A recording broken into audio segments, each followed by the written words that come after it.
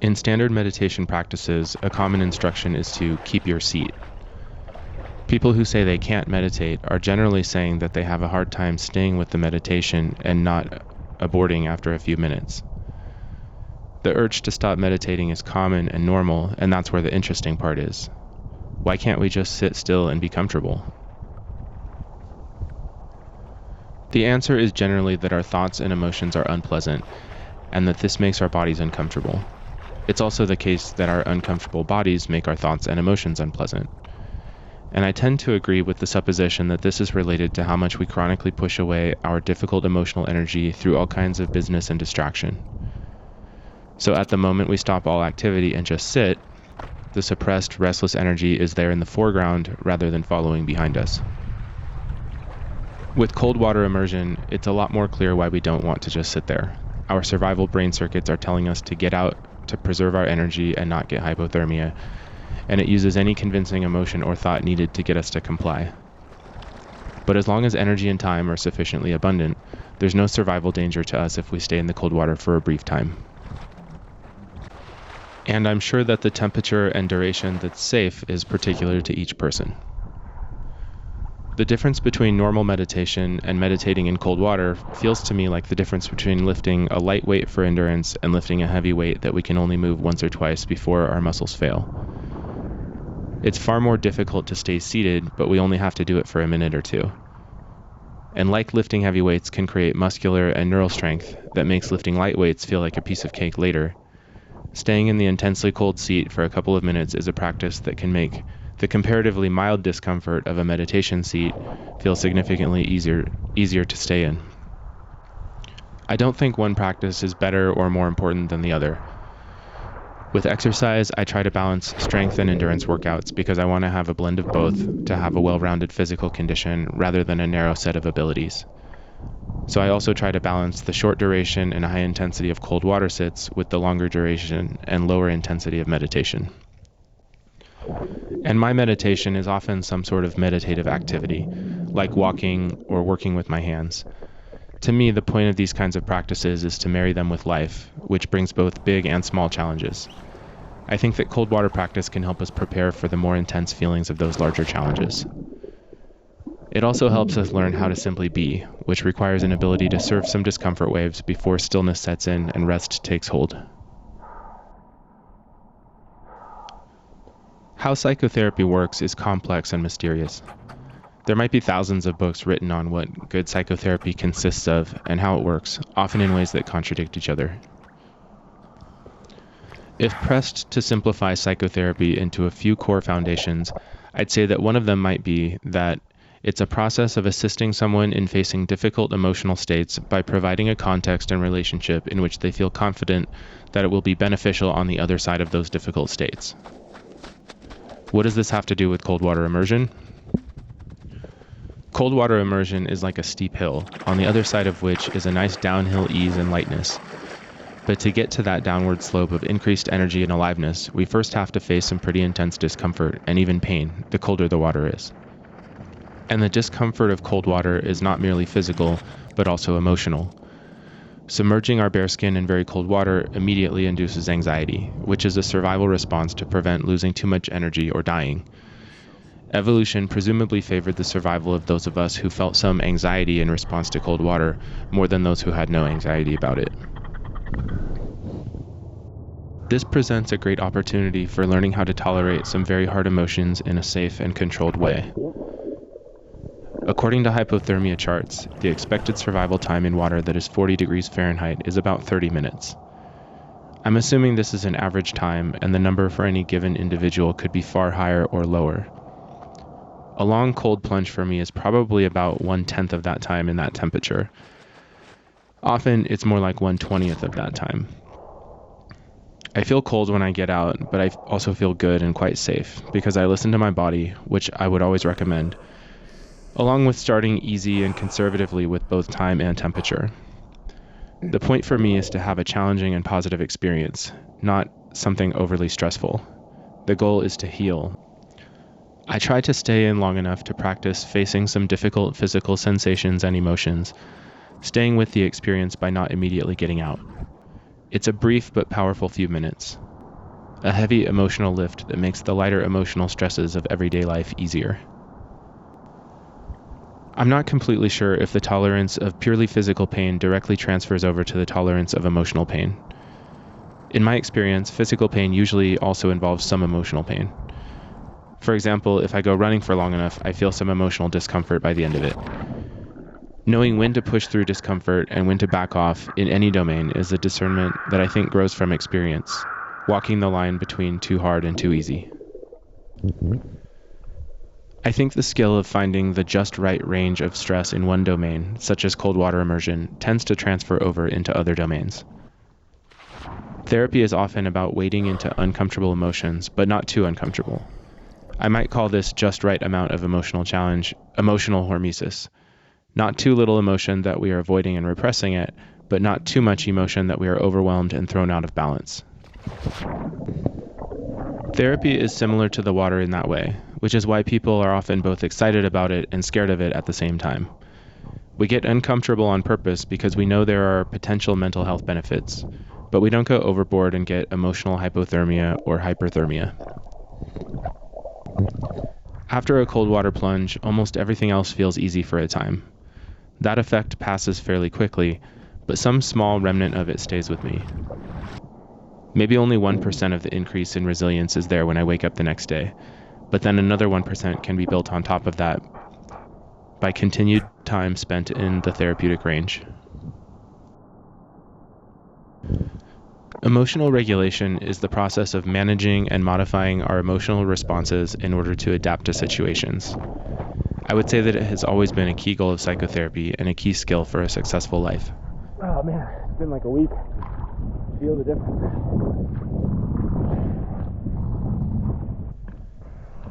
Cold water helps us learn emotional regulation because we need to manage and modify our emotional response, which is anxiety before and during the plunge, in order to adapt to the extreme environment of cold water for longer than our ancient lizard brains want us to.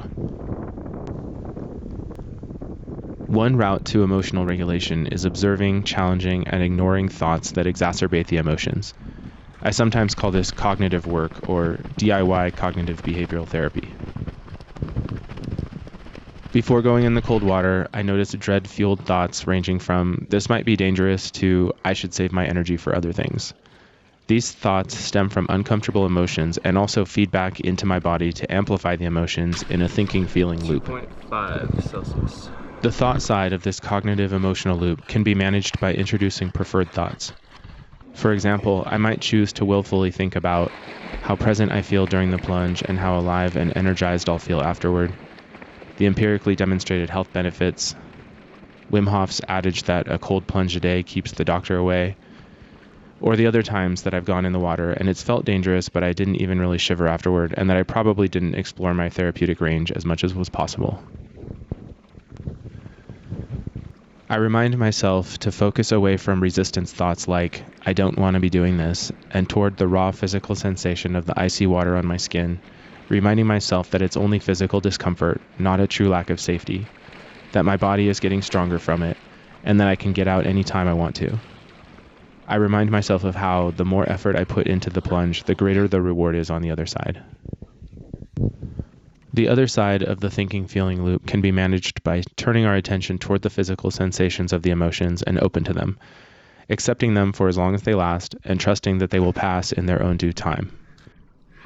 1.6 Celsius in the water, apparently.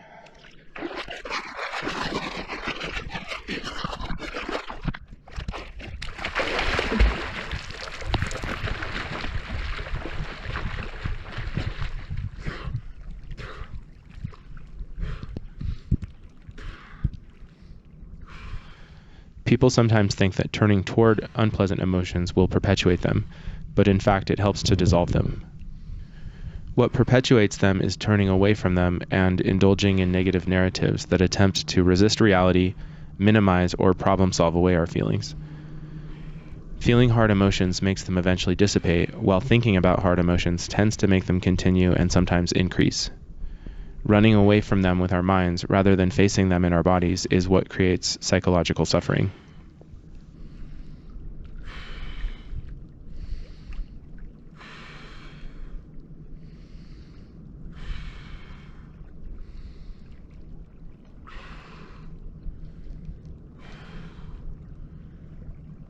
I believe that emotions are often messengers that continue to visit us until we receive the message.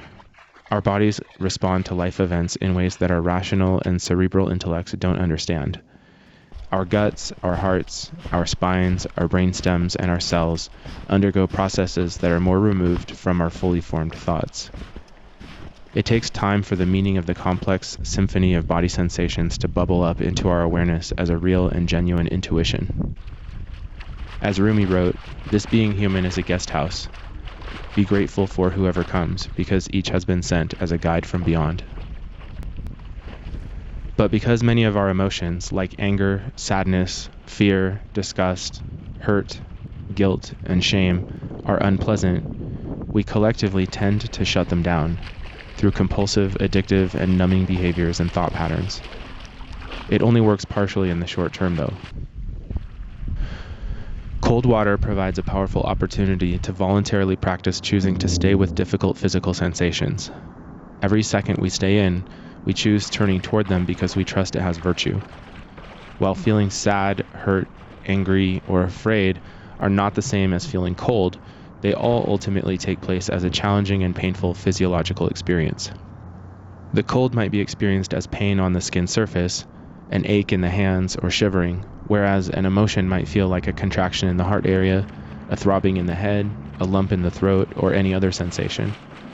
But I believe that the skill of boldly facing specific, tough physical sensations is, to a large extent, generalizable to facing any tough physical sensation. At the very least, we can learn that feeling pain is sometimes useful and necessary in order to learn and to heal. I'm reminded of Wim Hof saying, "If you die each day, then you'll know what life is about." It's fairly difficult to be in very cold water, say close to freezing, and have that much focus on the mind and thought. A therapist I saw often said, "Pain calls awareness." The pain of the water demands what's called interoception, awareness of the internal state of the body. A friend of mine who also does cold plunges told me of his experience.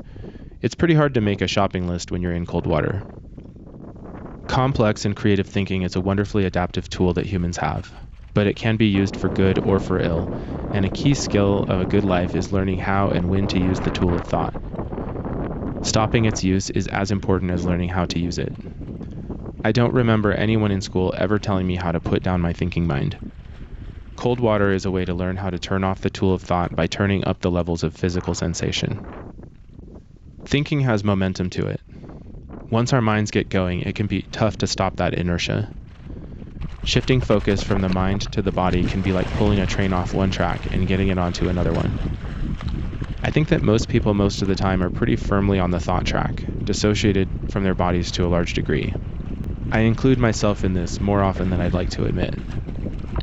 This is why we overeat, undereat, don't move enough, move too much, and indulge in all kinds of addictive behaviors and substances. I believe that we would all immediately refrain from 99% of unhelpful or untimely behaviors if there was perfectly clear communication between our conscious minds and all of the signals of our bodies. Perhaps the most common and insidious addiction is thinking. Planning, worry, reflection, rumination, abstraction, perseveration, catastrophizing, strategizing, obsessing, fantasizing, imagining. Even healthy thinking is unhealthy in excessive amounts, which seem to be what our collective psyches produce and consume so much of the time, which dissociates us from life and the wisdom of our bodies. Despite the fact that disconnection between our body and our awareness causes a ton of suffering in the long run, we stay on the mental track because we don't know how to shift over to the embodiment track. When we do shift, it's uncomfortable in the short term because we're not used to feeling the unpleasant emotions that have been swept aside and repressed. They're waiting to be cleared out when they are finally attended to. The cold water is like a powerful lift out of the thinking rut that numbs emotions and builds repressed anxiety. Of course, the other rut that the water drops you in is one of intense physical discomfort, but in that rut the mind is far emptier and the body comes alive. Once submerged in the water, I find that it's easy to surrender to the shift from a busy mind to an empty, more present mind that takes in my natural surroundings and all of the interoceptive, emotional, and physiological signals of my body. Out of curiosity, I've experimented with trying to think about something else besides my body sensations while I'm in the cold water. It's not easy or fun. My body yells to me that whatever past or future concern I thought was worthy of attention a few minutes ago is definitely not what needs attention now. It's as if my body negotiates with me, okay, I'll sit in this water for a bit if you really want me to, but in return you'd better keep a close eye on me. No dissociative mental trance stuff right now. Make sure I'm safe. Once out of the water, the shift tends to last a while. It's not like I'm suddenly and immediately back to thinking about my to-do lists that were stressing me out a few minutes earlier. It's kind of like a reboot of a crashed computer.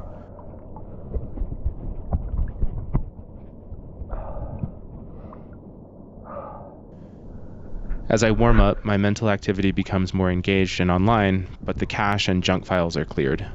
I access just what I need from scratch. What's essential comes more clearly into perspective. I can more easily identify what needs my attention the most and focus on one task at a time. My body's in a shifted state now, having been forced with a perceived survival concern to put aside the quotidian and mundane imaginings and memory lane strolls of my brain's default mode network.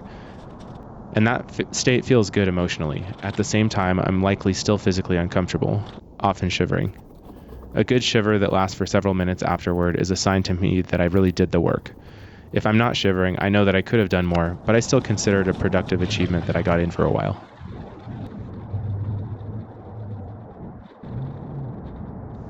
There were some days when I'd feel a lot of stress from something going on in my life, and it almost felt like getting in the cold water that day was not a choice.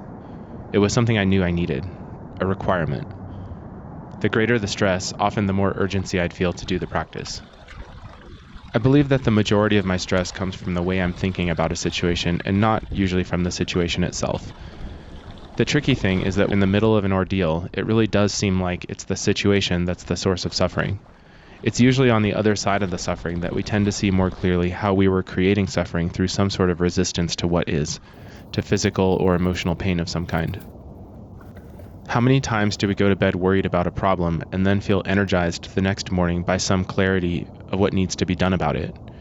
How many times does a problem simply work itself out if we're patient and have faith that an answer will reveal itself in time if we stay focused on our experience and observe reality with curiosity for long enough? How many relationships or friendships simply need some attention to either improve or compassionately create needed distance? Our life obstacles are either solvable, in which case we solve them, or they aren't, in which case we grieve and move on. We've chosen words like depression and anxiety to describe states we all get in from time to time, in which we feel defeated or overwhelmed from either not facing our problems or staying with them for too long. We get stuck in our thoughts, in the past and in the future, resisting reality, grasping onto a branch on the bank of the river of life instead of going with the flow. The cold water is a mental reset that pulls our attention, the essence of who we are, out of these mental trance states and into our body and the present moment. I think of Eckhart Tolle often saying that there's no problem in the now. He often says this as an answer for how to deal with physical pain or anxiety.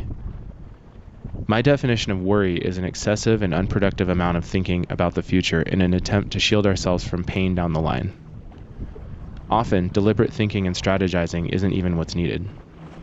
The cold water's central lesson is that when we are present with discomfort, there is no problem. Wonderfully beneficial hormetic stress is being provided to the body to make it stronger. Emotional hormetic stress is there to make the mind and emotional heart more resilient and confident. The pain is there, but the pain is not a problem. Sometimes it would take me more than one cold plunge to get me back to a grounded and centered place after a really stressful event. But every single cold plunge I did would substantially shift me into a more clear and peaceful mental and emotional state. The short cold water ritual was a reminder to me that peace is available from within and did not depend on some change in whatever situation was stressing me out at the time. It's a lesson that I think we all need to be reminded of experientially, again and again. It's easy to forget that truth when we get swept up in and attached to the tasks and goals that we set for ourselves and pursue. And it's easy to remember when we get in very cold water and all of that stuff immediately flies out the window. There's just the immediate concern that we're in a somewhat extreme physical situation, which pulls attention to it like a super magnet, away from our troubling life situation, concerns about relationships, career, status, finances, goals, and obstacles for just a few minutes. It takes us out of the burdensome driver's seat of our long-term ambitions and gives us the relief of a very cold passenger seat in which we can simply be present and observe the icy and serene scenery passing by. This is a reminder that the passenger seat exists. We don't always have to be white-knuckling the steering wheel, trying to control too many things that we have so little control over. It's healthy to sometimes move over into observer passenger mode and trust in the higher intelligence of our unconscious minds and bodies. The aggravating mental static is dampened to a whisper. The cognitive doom loops are short-circuited. The intense body sensations wash over the inflammatory mental monkey chatter like an icy tsunami crashing over an out-of-control fire. What's left is a mysteriously blissful pool of pain and presence. All of this familiar wisdom comes rushing back each time we brave the cold water.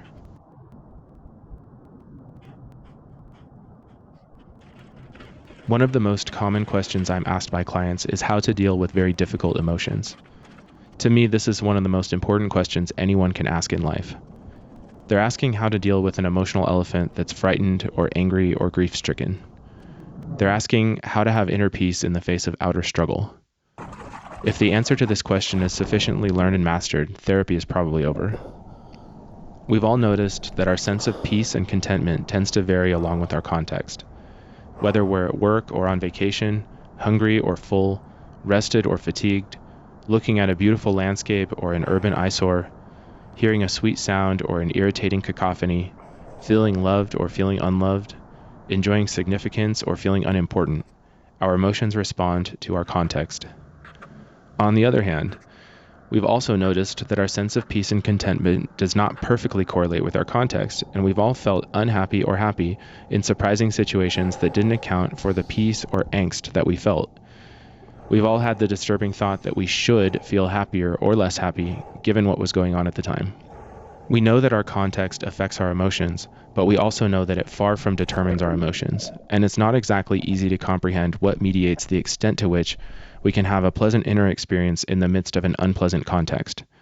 It's another thing I don't remember being taught in all my years of school. Cold water exposure shows us repeatedly and experientially that we can be in a pretty painful context physically and experience sharp alertness and presence. Part of us wants to get out immediately. That part of us believes we are victims of our context. Another part of us wants to stay in. That part of us believes that we are in control of our peace, like the deep, still ocean that is far below a violent storm on the surface. We hold that tension between those two parts. Our emotions and bodies say, ouch, but we don't react to the aversion to pain and the craving to have relief. It's a practice of allowing what is, knowing that it's just temporary, unpleasant experience and will end. And more importantly, that there's a deeper part of us that doesn't even need it to end. Of course, our bodies need the cold water to end in order to survive, and in order to love and take care of our body, we should not stay in for dangerously long times. But on another spiritual level that transcends the body, I think that the core of who we are, our pure consciousness, has no preference. This belief underlies the practice of non-attachment, learning to let what comes come and let what goes go. It turns out that practicing non-attachment, or reduced preference for a particular context, is a primary key to a rich life. It lets us have a rich life rather than a restricted life. A restricted life involves fewer kinds of experiences and therefore a more narrow band of emotion, generally those that range from neutral to hedonic pleasure. A rich life involves more kinds of experiences and therefore goes hand in hand with the full range of emotions, including those on the unpleasant side of the spectrum. Those unpleasant emotions are the price to pay for freedom, strategic risk-taking, adventure, and responding to the call of your own hero's journey. They are the price to pay for growth, evolution, and healing. So in order to have a rich and free life, we can consciously practice voluntarily moving into discomfort as training for the times we will be involuntarily thrust into it, or the times in which we approach a crossroads, with one path involving little pain and little reward, and another path involving more reward and more pain. I try to convey this option to anyone asking about how to deal with overwhelming emotional states. Stay with it. Don't turn away with a compulsive behavior or pattern of thinking to escape it. Don't even swap it out with some other less unpleasant emotion or mental story. Stay with the pure body sensations that are hard to be with for as long as you can. It's a bodily state. Your body and heart know how to handle it. They've just forgotten how. These are all things I have to remind myself of over and over again. Hard emotions pass with time, like the discomfort from cold water, and we become less and less afraid of them each time we allow them in.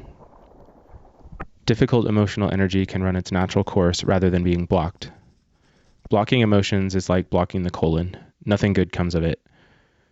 The way to get emotionally unconstipated is to let the emotions flow through us, which feels good when they are nice emotions and feels painful when they are painful emotions. Either way, though, it's the tunnel to freedom from a prison cell of suffering. How many times have we felt discontented in a pleasant context? I almost always use a timer when I cold plunge, not so much to keep a record, but to set a goal for myself for a certain amount of time I'm going to practice embracing the suck, in order to teach this body of mine experientially how to surrender to the broadest range of experience, out of a conviction that peace is fundamentally found in surrender, not in pleasantness. Pleasantness only tends to accompany peace because it's easy to surrender to pleasantness. 3.2. Surrendering to painful contexts and painful emotions is a crucial life skill. If we can only surrender in easy contexts, we'll spend our whole lives seeking out easy contexts, which limits us. Easy contexts are not always feasible.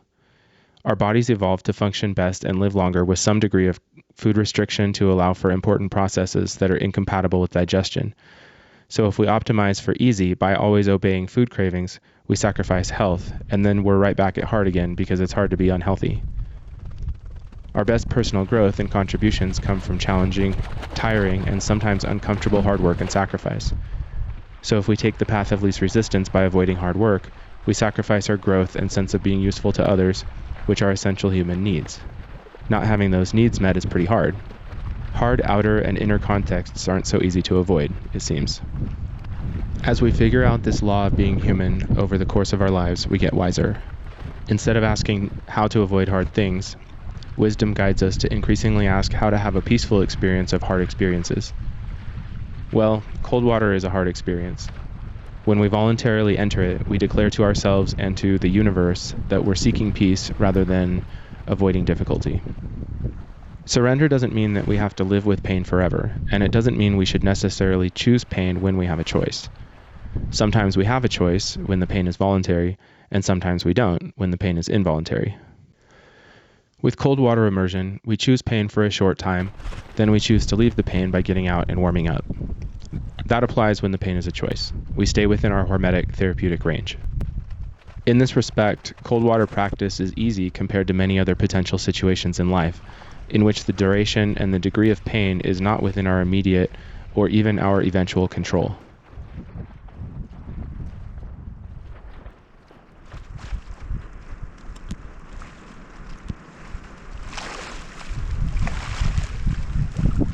I think of surrender as the absence of narratives about how long some involuntary, painful situation or experience will last. Surrender is agnostic, not drawing any conclusions about how long we'll feel pain or when we'll get relief. Surrender is just a willingness to not seek escape, either because life forces us into a challenging situation that requires surrender, or because we voluntarily choose a challenging path that we believe leads us to some treasure.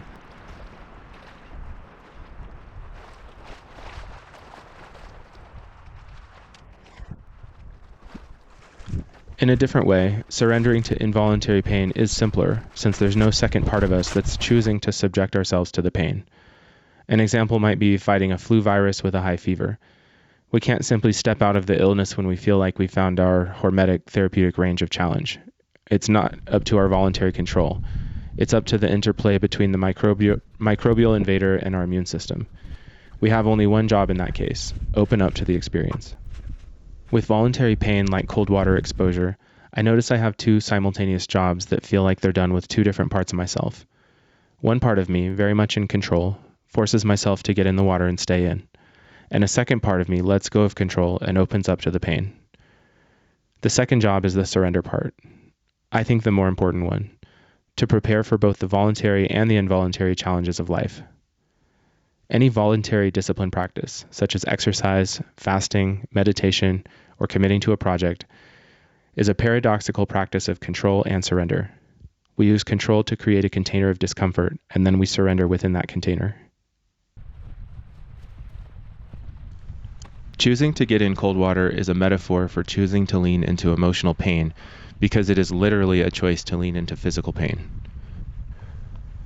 But it's not a given that surrender to a tough situation always goes hand in hand with surrender to the tough feelings that naturally accompany a tough situation. One way of looking at trauma is that it is getting stuck in the protective habit of resisting feelings that are natural to feel from tough situations.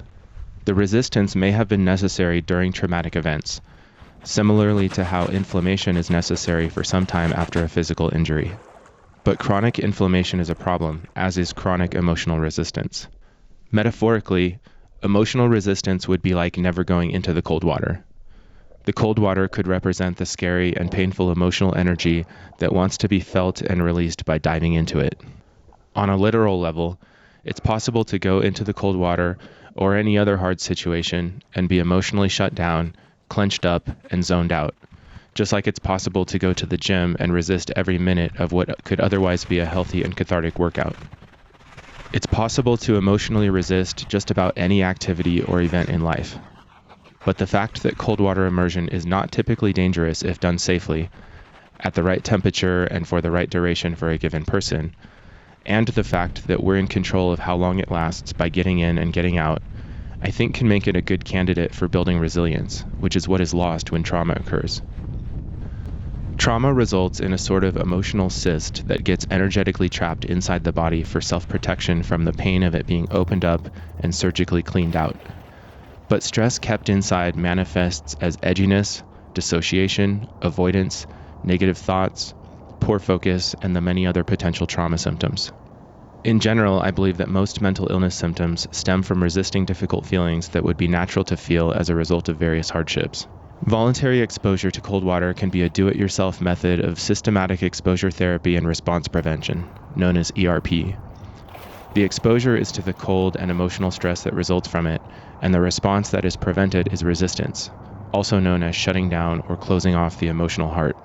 We can prevent the resistance response in the cold water by taking deep breaths, remembering that we are safe despite the discomfort, and practicing relaxation. Yes, I said relaxation in cold water. This is, I think, what we need to do in the midst of our emotional pain, like grief, sadness, anger, and even fear. Relax into it. Surrender into it. The result could be a form of post-traumatic growth.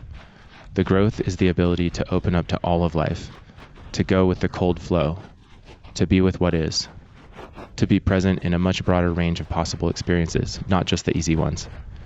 Without the trauma, we likely would not have embarked on the healing journey, which ironically leaves us stronger at the end of it. In my experience, the cold water naturally elicits a surrender response, as long as I don't overdo it and stay in control of my body's needs and ability to stop the practice when I'm ready. But I do think there have been times when I've been more emotionally open to it than other times, and I try to remember that it's not just a ritual of getting my body cold, it's a practice of opening my heart as well. Around February of 2022, someone sent me a flyer for a local polar bear swim, 250 yards in approximately 39-degree water. That's what the flyer said. I had 1 week to prepare. Based on my swimming pace, I estimated that I'd be in the water for about 5 minutes. I felt disconcerted when I'd find myself stopping after 50 yards about 1 minute. I was used to sitting still with my head above water for 2 to 3 minutes. But when I swam with my head underwater, my head would get a painful brain freeze that compelled me to come up and stop. The combination of the sub-40-degree water and the swimming exertion would wind me in 1 minute, as if I was sprinting all out for 400 meters around a track. This week of practicing for the polar bear swim convinced me that swimming was much harder than sitting still in the water. I was pretty sure that the event would stretch me to rise to the occasion, but there was a lot of doubt. I also found out that the event would have many lifeguards and Coast Guard watching, but the water level was well over my head. I imagined the danger and embarrassment of needing to be rescued. I watched myself vacillate between, I'll try it, and nah, too risky, many times after each training attempt on the shore. In the end, I wound up choosing to do the swim at the last minute, and it was a fun confidence boost in hindsight. The energy of the big crowd and the group of about 20 other swimmers helped me tap into some kind of adrenaline-fueled excitement and determination so that the 250 yards and 5 minutes in the 40-degree water went by quickly. I remember feeling strong and well getting out. It took quite a while to warm up afterward, but it didn't feel dangerous. Being socially encouraged past my individual comfort zone like that also showed me that I was capable of longer cold water immersions than I thought I was. It's counterintuitive to turn toward difficult emotions. The reason we aren't taught this much by family or society probably has a lot to do with collective trauma. It also strikes me as spiritual and existential. When mystical and religious experts are asked, why is there pain and suffering and death and injustice if God or the universe or the higher power out there is benevolent and cares about us? We are told that God's ways are not our ways, or some other form of, that's just the way it is. One teacher I know called it a dance that universal consciousness plays with itself, forgetting our true nature and then remembering through the pain and loss of the material world. I'm not saying I have a better answer.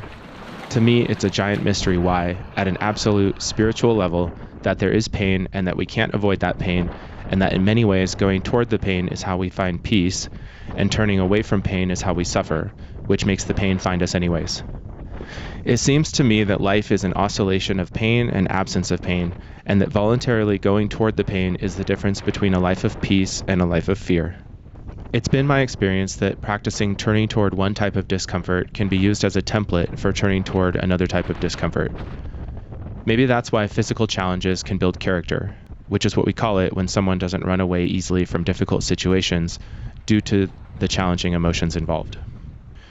But it's also not totally obvious how to bridge the two different skills of turning toward physical pain and turning toward a tough emotion. I think they're connected at the level of raw physical sensation. It's common practice for a therapist to ask a client questions like, what does this emotion feel like in your body? Where in your body does it feel uncomfortable? How would you describe the sensation? This key intervention is guiding a client to turn toward emotional pain rather than turning away from it by dissociating, repressing, analyzing, or some other defense. When we're not used to opening up to uncomfortable physical sensations, this can feel like the wrong move and provoke a lot of anxiety. That's where I think the cold water practice can come in. Someone who is used to intentionally sitting with the physical pain of the cold can simply face emotions in the same way, saying, this is just like when I wasn't used to the water and it scared me, or this is just another painful sadness plunge or anger plunge or fear plunge. Each emotion is unique to the person in how it shows up in the body, but the foundation of courageously venturing into pain is the same. Just like the cold plunge lasts a short time and then passes when we get out, strong emotions tend to have fairly short lifespans when we fully open to them.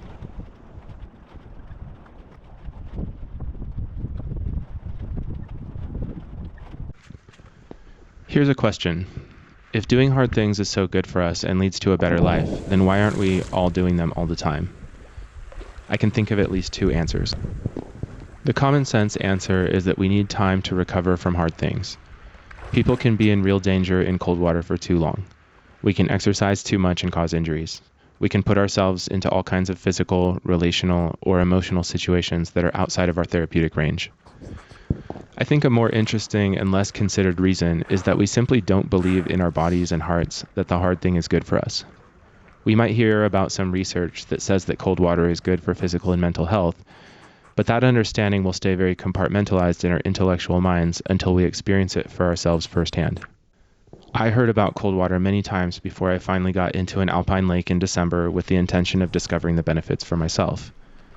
The cognitive understanding is an important first step to taking the path of most resistance, as David Goggins calls it. The book, The Wim Hof Method, was the final cognitive push that I needed. I hope that this video can transmit some inspiration and experiential learning to others, not just cognitive understanding.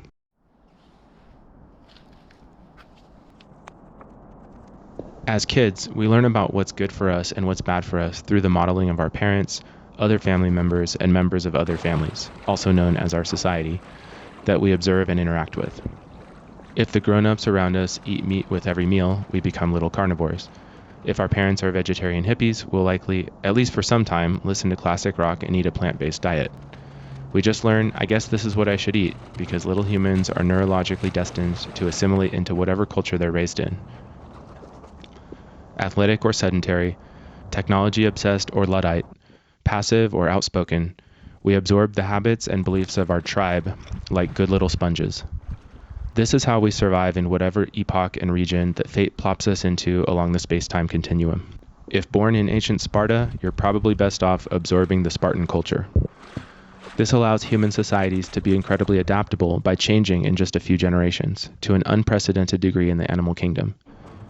Biologically installed hypnosis of youth is conducive to a society dealing with fast changes in geography, climate, and technological breakthroughs. To the extent that our inherited beliefs and habits are good for us in the long term, our propensity to be easily programmed also blesses us individually with preparation for a healthy and satisfying life. The downside for individuals is that, to the degree that we're programmed with suboptimal habits and beliefs, we tend to myopically retain them and eventually suffer physical and mental problems as a result. As Aristotle said, "Give me a child until he is 7, and I will show you the man."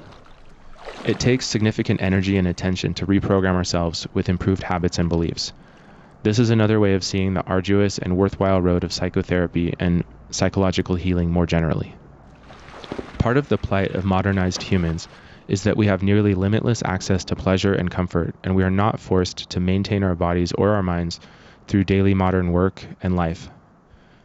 We aren't physically challenged in healthy ways by our livelihoods. We are offered virtually endless, inexpensive, and addictive methods of escapism. Eating Cheetos while watching TikTok in an Uber might be easy and save energy, but it makes us mentally and physically weak, which eventually leads to stress. We live in such an energy and stimulation abundant world that we are at high risk of poor mental and physical health, which biologically requires moderation and periods of austerity. We are lucky to the extent that our models teach us the wisdom to refrain from excessive hedonism, either due to their own healthy programming as kids or their own hard-won personal work to break the intergenerational cycle of mental and physical atrophy in our brave new world. To whatever degree we were programmed to seek comfort or seek healthy discomfort, our programming will feel emotionally correct, whether it leads to strength, confidence, and ability, or to weakness, anxiety, and limitations. Until we find and then practice new habits and beliefs, usually in adulthood but sometimes in adolescence, we'll have trouble linking the painful effects of poor health and low self-esteem to the dysfunctional and unadaptive habits that can be behavioral, cognitive, and emotional. We'll just assume that our problems are unavoidable facts of life. We'll be like a bird or insect trying to escape by flying into a window again and again, totally unaware of why our head hurts afterward. We don't experientially know of an existence in which we feel better from better thoughts and actions.